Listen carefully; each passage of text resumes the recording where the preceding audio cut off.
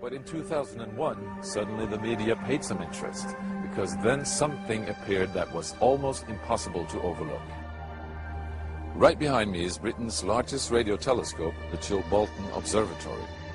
And here it was that the greatest sensation in the crop circle history was to appear in the fields right in front of the telescope.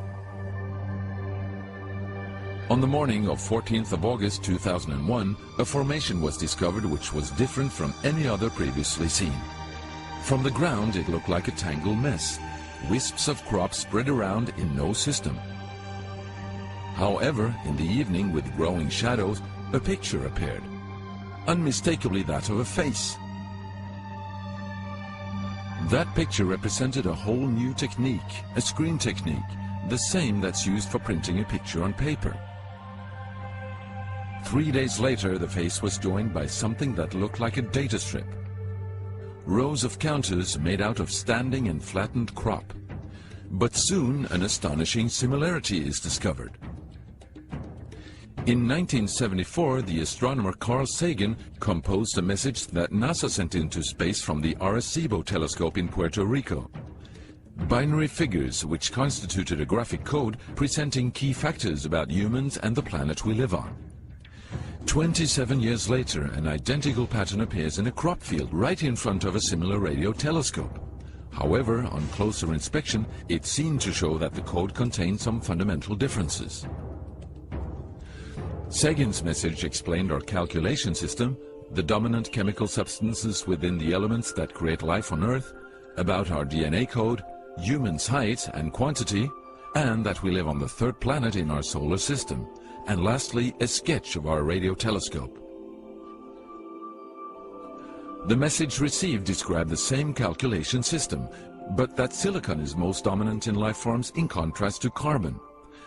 The drawing also clearly shows a humanoid figure with large head in relation to its body. It's also explained that they have an extra string in their DNA, are approximately 4 feet tall, inhabit the 3rd, 4th and 5th planets in their solar system, and have a population of around 21.3 billion. Underneath, the telescope has been replaced by something more complex. 1 year earlier, a strange crop circle had appeared in the same place. Is this the same illustration as in the sender's code? Is this the correspondence radio telescope?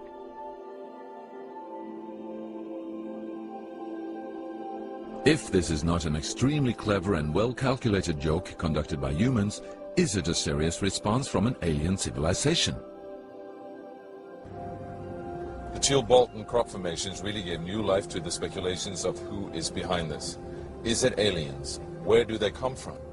And what is their purpose of this type of communication?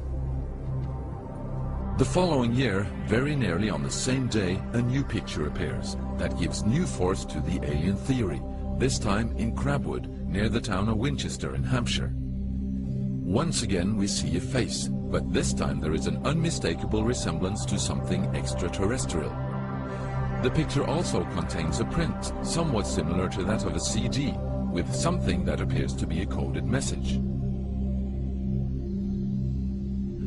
This formation also has a new type of design, this time with horizontal line patterns of variable thickness, similar to that of a TV picture.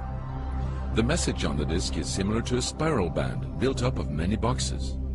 But data expert Paul Weige manages to decipher the message. And I had to enlarge the disc quite substantially on the computer and run some image analysis over it to make it clear so that I could see what was a standing tuft and what was flattened.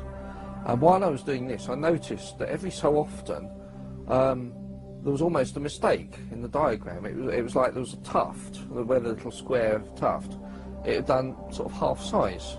I thought that's a bit odd, and it seemed fairly regular.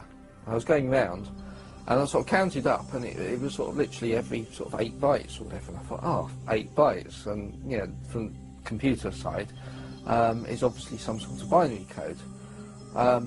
So then I, did the straightforward thing. I just converted it into ASCII, which is the standard sort of computer language that you encode the alphabet in.